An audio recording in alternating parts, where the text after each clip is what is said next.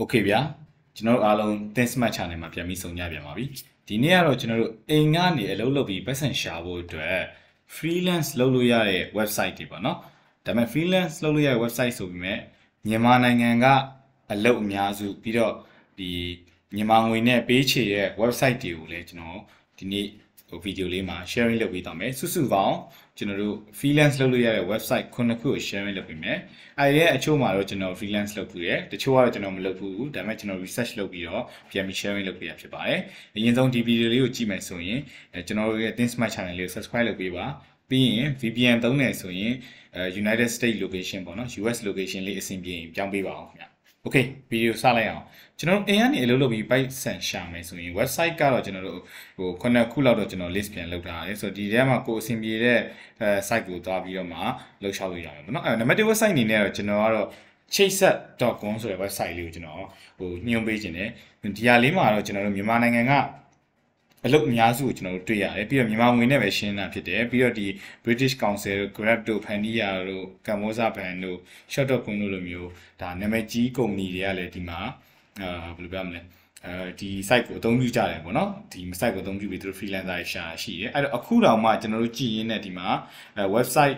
အတွက် freelancer ခေါ်နေရှိတယ်ဒီမှာ graphic design ဗျာ graphic design အတွက်သူ freelance သူတို့ခေါ်တာလိုမျိုးတွေဒီလိုပြင် translation အစရှိဖြင့် part time job flyer ဝေတာလို့ခေါ်တယ်ပေါ့နော်ဒါမျိုးတွေသူကခေါ်တာရှိတယ်အဲ့တော့ကိုကအိမ်ကနေပြီးပဲအလုပ်ရှောက်မယ်ဆိုရင်တော့ဒီ chate.com မှာ account ဖွင့်ပေါ့နော် account ဖွင့်ပြီးသွားရင်တော့ကိုယ့်ရဲ့ဒီကိုက freelancer ဖြစ်တယ်ဆိုတော့ကိုကတော့ find project ထဲကိုဝင်ပြီးတော့အဲ့ဒီမှာခေါ်နေတဲ့အလုပ်တွေကိုတစ်ချက်ရှာလို့ရတယ်ပေါ့လေဆိုတော့အဲ့လိုမျိုးနဲ့ကျွန်တော်အလုပ်ရှောက်လို့ရတယ်ပြီးရင်သူကကြတော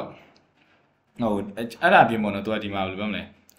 ဲအလုပ်ခေါ်ခြင်းတဲ့သူတွေအတွက်လည်းသူကလုပ်ပေးထားတာရှိတယ်ဒါပေမဲ့ကိုကအလုပ်ရှောက်မဲ့သူဖြစ်တဲ့ iBank ကိုကျွန်တော်အသေးစိတ်ကျွန်တော်မပြောတော့ဘူးပြီးရင်သူ့မှာ premium freelancer club ဆိုတာရှိတယ် sorry page ကကြာနေခင်ဗျာဘာလို့လဲမသိဘူး okay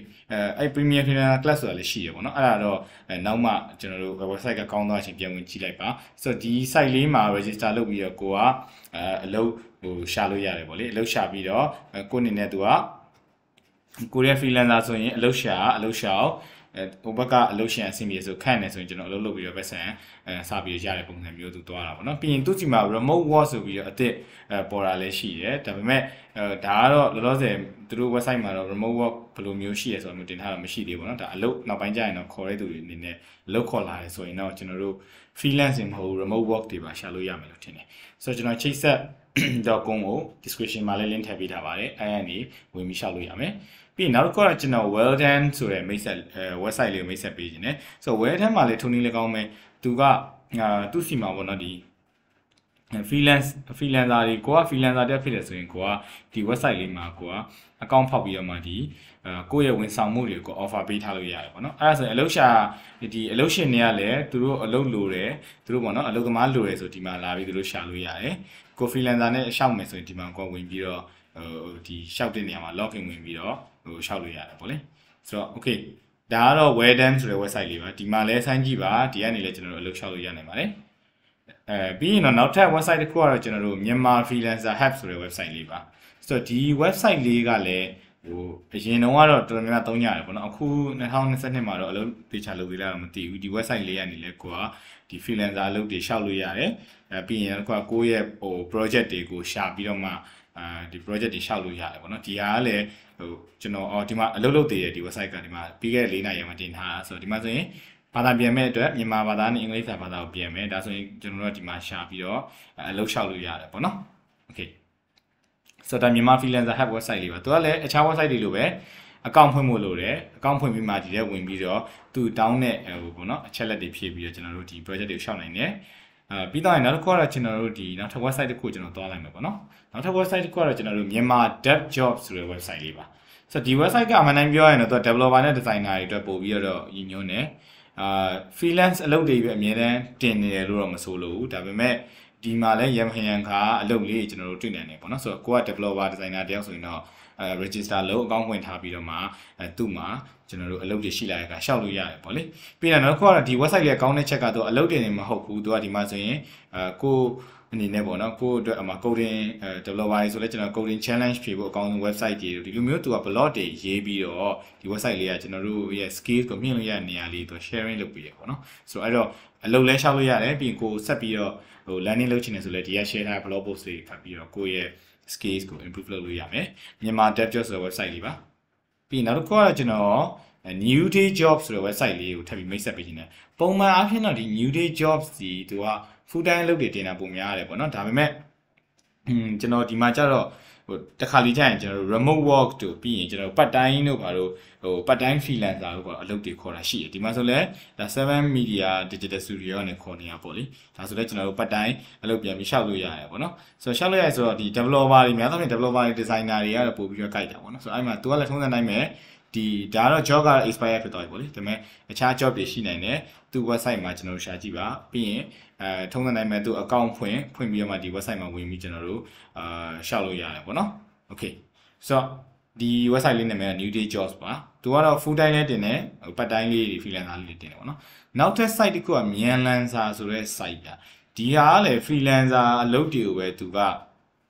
ဟိုများသောအားဖြင့်ပြန်ပြီးတော့ဟိုရှောက်လို့ရတဲ့ဟာမျိုးပေါ့နော်ဆိုတော့ဒါပေမဲ့ဒီမှာကျတော့ကျွန်တော်တို့ account ဖွင့်မယ်ထုံးစံတိုင်း account ဖွင့်ပြီးသွားရင်ကျွန်တော်တို့ကဒီမှာ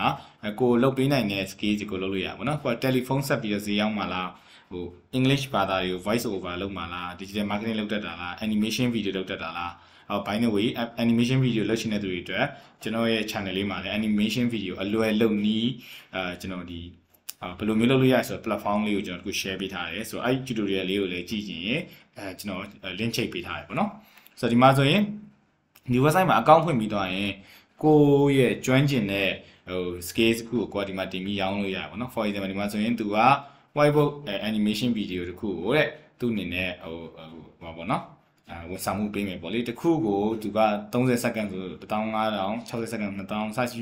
ပြင်ပေါ့နော်ဆိုတော့တစ်ချက်ဝင်ကြည့်ပြီးတော့မှသူများနေဘယ်လိုတင်လဲကြည့်ပါနော်ပြီးရင်တော့ကိုဘယ်လိုတင်မလဲဒါမျိုးကျွန်တော်ပြန်ပြီးလုပ်လို့ရတယ်ဆိုတော့ဒီ website လေးကတော့ Myanlancer ဆို website လေးပါထုံးစံတိုင်း account ဖွင့်ပြီးတော့ကိုယ့်ရဲ့ကျွမ်းကျင်တဲ့ skills တွေကိုဒီလိုမျိုးပြည့်ပြည့်စုံစုံ description ရေးပေးထားလိုက်ပါဒါဆိုရင်အလုပ်ခေါ်ခြင်းတဲ့သူတွေကတွေ့တဲ့အခါအလုပ်ခေါ်ပါလိမ့်မယ်